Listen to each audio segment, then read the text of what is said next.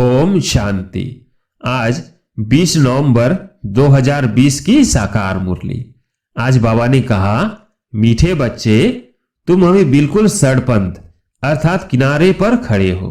तुम्हें अब इस पार से उस पार जाना है, घर जाने की तैयारी करनी है। प्रश्न, कौन सी एक बात याद रखो तो अवस्था अचल अडोल बन जाएगी? उत्तर, पास्ट इज पास्ट। बीती का चिंतन नहीं करना है, आगे बढ़ते जाना है। सदा एक ही तरफ देखते रहो तो अवस्था अचल अडोल हो जाएगी। तुमने अब कलियुग की हद छोड़ दी, फिर पिछाड़ी की ओर क्यों देखते हो? उसमें बुद्धि जरा भी न जाए। यही है सूक्ष्म पढ़ाई। ओम शांति। दिन बदलते जाते हैं, टाइम पास होता जाता है। विचार करो, सतयुग से लेकर टाइम पास होते होते अभी आकर कलयुग के भी किनारे पर खड़े हैं। यह सतयुग, त्रेता, द्वापर, कलयुग का चक्र भी जैसे कि मॉडल है। सृष्टि तो बड़ी लंबी चौड़ी है, उसके मॉडल रूप को बच्चों ने जान लिया है। आगे यह पता नहीं था कि अब कलयुग पूरा होता है, अब मालूम पड़ा है। तो बच्चों को भी बुद्धि से सतयुग से लेकर चक्र लगाए कलयुग के अंत में किनारे पर आकर ठहरना चाहिए। समझना चाहिए, टीक टीक होती रहती है, ड्रामा फिरता रहता है। बाकी क्या हिसाब रहा होगा? जरा सा रहा होगा, आगे पता नहीं था। अभी बाप ने समझाया है, बाकी कोना आकर रहा है। इस दुनिया से उस दुनिया में जाने का अभी बाकी थोड़ा समय है। यह ज्ञान भी अभी मिला है। हम सतयुग से लेकर चक्र लगाते लगाते अब कलयुग अंत में आकर पहुंचे हैं। अब फिर वापिस जाना है। आने का और निकलने का गेट होता है ना, यह भी ऐसे है। बच्चों को समझाना चाहिए, बाकी थोड़ा किनारा है। यह पुरुषोत्तम संगम युग है ना, अभी हम किनारे पर हैं। बहुत थोड़ा समय है। अब इस पुरानी दुनिया से मोमत तो निकालना है, अब तो नई दुनिया में जाना है। समझानी तो बड़ी सहज मिलती है। यह बुद्धि में रखना चाहिए, चक्र बुद्धि में फिरना चाहिए। अभी तुम कलयुग में नहीं हो, तुमने इस हद को छोड़ दिया है। फिर उस तरफ वालों को याद क्यों करना चाहिए, जबकि छोड़ दिया है पुरानी दुनिया को। हम पुरुषोत्तम संगम युग पर हैं, फिर पिछाड़ी में देखे भी क्यों? बुद्धि योग विकारी दुनिया से क्यों लगाए? यह बड़ी सूक्ष्म बातें हैं। बाबा जानते हैं, कोई कोई तो रुपये से एक आना भी समझते नहीं है। सुना और भूल जाते हैं। तुमको पिछाड़ी तरफ नहीं देखना है, बुद्धि से काम लेना है ना।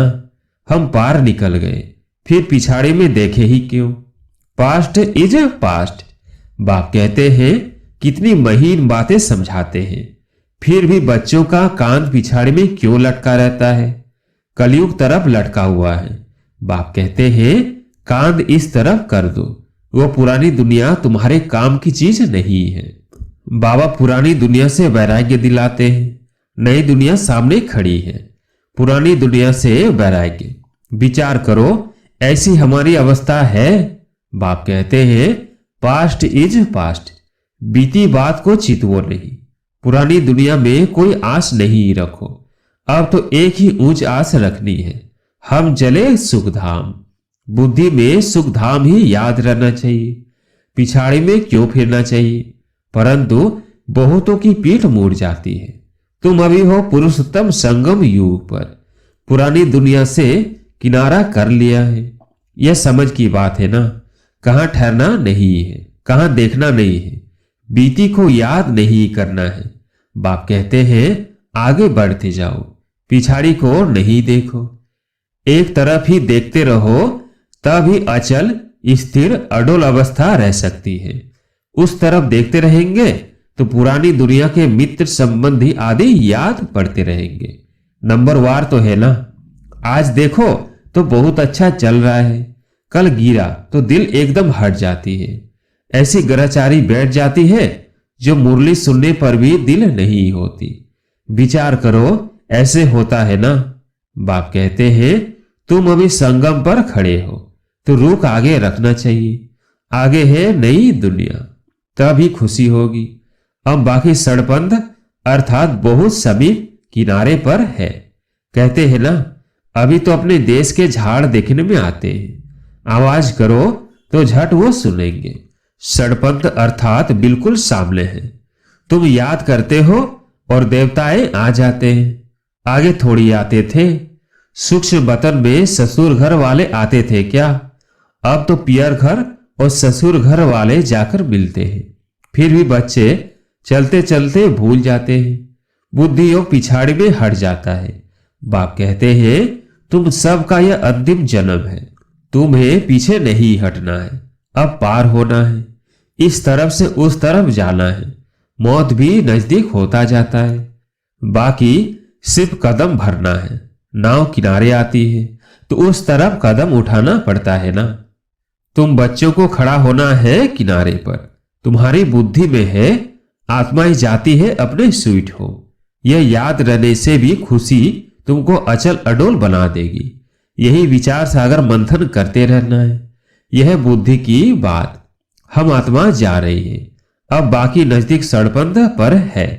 बाकी थोड़ा समय है। इसको ही याद की यात्रा कहा जाता है। यह भी भूल जाते हैं। चार्ट लिखना भी भूल जाते हैं। अपने दिल पर हाथ रखकर देखो। बाबा जो कहते हैं कि अपने को ऐसे समझो। हम नजदीक षडपंथ पर खड़े हैं। ऐसी अवस्था हमारी है। बुद्धि में एक बाबा ही याद हो। बाबा याद की यात्रा भिन्न भिन्न प्रकार से सिखलाते रहते हैं। इस याद की यात्रा में ही मस्त रहना है। बस अब हमको जाना है। यह है सब झूठे संबंध। सच्चा सतयुग का संबंध है। अपने को देखो हम कहां खड़े हैं। सतयुग से लेकर बुद्धि में यह चक्र याद करो। तुम सदर्शन चक्रधारी हो ना। सतयुग से लेकर चक्र लगाए आकर किनारे पर खड़े हुए हो। षडपंथ हुआ ना। कई तो अपना टाइम बहुत व्यर्थ गंवाते रहते हैं। 5 से 10 मिनट भी मुश्किल याद में रहते होंगे। सदर्शन चक्रधारी तो सारा दिन बनना चाहिए। ऐसे तो है नहीं। बाबा भिन्न भिन्न तरीके से समझाते हैं। आत्मा की ही बात है। तुम्हारी बुद्धि में चक्र फिरता रहता है। बुद्धि में यह याद क्यों नहीं रहनी चाहिए? अभी हम किनारे पर खड़े हैं। यह किनारा बुद्धि में क्यों नहीं याद रहता है? जबकि जानते हो हम पुरुषोत्तम बन रहे हैं तो जाकर किनारे पर खड़े रहो। जो मुआफिक चलते ही रहो। क्यों नहीं यह प्रैक्टिस करते हो? क्यों नहीं चक्र बुद्धि में आता है? यह सदर्शन चक्र है ना। बाबा शुरू से लेकर सारा चक्र समझाते रहते हैं। तुम्हारी बुद्धि सारा चक्र लगाए आकर किनारे पर खड़ी रहनी चाहिए और कोई भी बाहर का वातावरण झंझट न रहे। दिन प्रतिदिन तुम बच्चों को साइलेंस में ही जाना है। टाइम वेस्ट नहीं गवाना है। पुरानी दुनिया को छोड़ नए संबंध से अपना बुद्धि का योग लगाओ। योग नहीं लगाएंगे तो पाप कैसे कटेंगे? तुम जानते हो यह दुनिया ही खत्म होनी है। इनका मॉडल कितना छोटा है। 5000 वर्ष की दुनिया है। अजमेर में स्वर्ग का मॉडल है, परंतु किसको स्वर्ग याद आएगा क्या? वो क्या जाने। स्वर्ग से समझते हैं स्वर्ग तो 40,000 वर्ष के बाद आएगा। बाप तुम बच्चों को बैठ समझाते हैं। इस दुनिया में काम काज करते बुद्धि में यह याद रखो कि यह दुनिया तो खत्म होने वाली है। अब जाना है। हम पिछाड़ी में खड़े हैं। कदम कदम जो मिसल चलता है। मंजिल कितनी बड़ी है। बाप तो मंजिल को जानते हैं ना। बाप के साथ दादा भी इकट्ठा है। वो समझाते हैं तो क्या यह नहीं समझा सकते? यह भी सुनते तो है ना। क्या यह ऐसे ऐसे विचार सागर मंथन नहीं करता होगा? बाप तुमको विचार सागर मंथन करने की पॉइंट से सुनाते रहते हैं। ऐसे नहीं कि बाबा बहुत पिछाड़ी में। अरे यह तो दुम लटका हुआ है, फिर पिछाड़ी में कैसे होगा? यह सब गुह्य गुह्य बातें धारण करनी है। गफलत छोड़ देनी है। बाबा के पास 2-2 वर्ष के बाद आते हैं। क्या यह याद रहता होगा कि हम नजदीक किनारे पर खड़े हैं? अभी जाना है। ऐसी अवस्था हो जाए तो बाकी क्या चाहिए? बाबा ने यह भी समझाया है। डबल सिर ताज यह सिर्फ नाम है। बाकी लाइट का ताज कोई वहां रहता नहीं है। यह तो पवित्रता की निशानी है। जो भी धर्म स्थापक है उनके चित्रों में लाइट जरूर दिखाते हैं, क्योंकि वो वाइसलेस सतो प्रधान है, फिर रजो तमो में आते हैं। तुम बच्चों को नॉलेज मिलती है, उसमें मस्त रहना चाहिए। भल तुम हो इस दुनिया में, परंतु बुद्धि का योग वहां लगा रहे। इनसे भी तोड़ तो निभाना है। जो स्कूल के होंगे वो निकल आएंगे। सैंपलिंग लगना है। आदि सनातन देवी देवता धर्म वाले जो होंगे वह जरूर आगे पीछे आएंगे। पिछाड़ी में आने वाले भी आगे वालों से तीखे जाएंगे। यह पिछाड़ी तक होता रहेगा। वो पुरानों से तीखे कदम बढ़ाएंगे। सारा इम्तिहान है याद की यात्रा का। भल देरी से आए हैं, याद की यात्रा में लग जाए और सब धंधा धोरी छोड़ इस यात्रा में बैठ जाए। भोजन तो खाना ही, अच्छी रीति याद में रहे तो इस खुशी जैसी खुराक नहीं। यही तात लगी रहेगी। अभी हम जाते हैं। 21 जन्मों का राज्य भाग्य मिलता है। लॉटरी मिलने वाले को खुशी का पारा चढ़ जाता है ना। तुमको बहुत मेहनत करनी है। इसको ही अंतिम अमूल्य जीवन कहा जाता है। याद की यात्रा में बहुत मजा है। हनुमान भी पुरुषार्थ करते करते स्त्रियम बनाना। भंभौर को आग लगी, रावण का राज्य जल गया। यह एक कहानी बना दी है। बाप यथार्थ बात बैठ समझाते हैं। रावण राज्य खलास हो जाएगा। स्त्रियम बुद्धि इसको कहा जाता है। बस अब सड़पंथ है, हम जा रहे हैं। इस याद में रहने का पुरुषार्थ करो, तब खुशी का पारा चढ़ेगा। आयु भी योग बल से बढ़ती है। तुम अभी दैवी गुण धारण करते हो, फिर वो आधा कल्प चलती है। एक जन्म में तुम इतना पुरुषार्थ करते हो, जो तुम जाकर यह लक्ष्मी नारायण बनते हो, तो कितना पुरुषार्थ करना चाहिए। इसमें गफलत व टाइम वेस्ट नहीं करना चाहिए।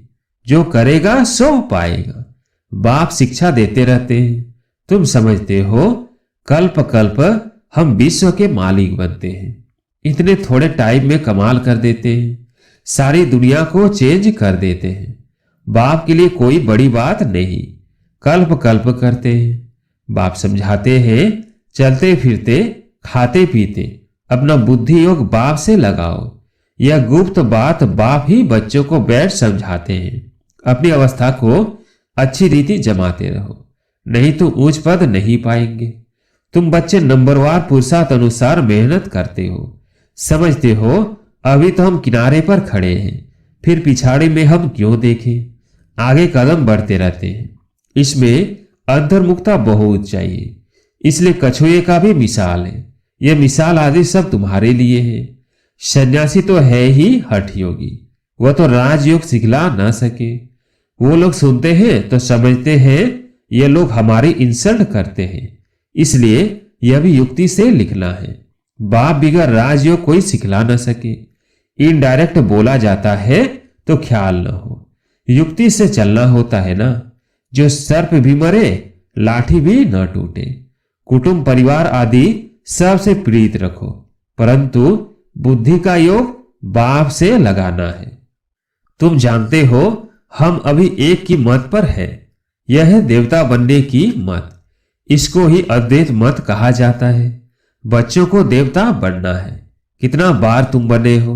अनेक बार। अभी तुम संगम युग पर खड़े हो। यह अंतिम जन्म है। अब तो जाना है। पिछाड़ी में क्या देखना है? देखते हुए फिर भी अपनी अडोलता में तुम खड़े रहो। मंजिल को भूलना नहीं है। तुम ही महावीर हो जो माया पर जीत पाते हो।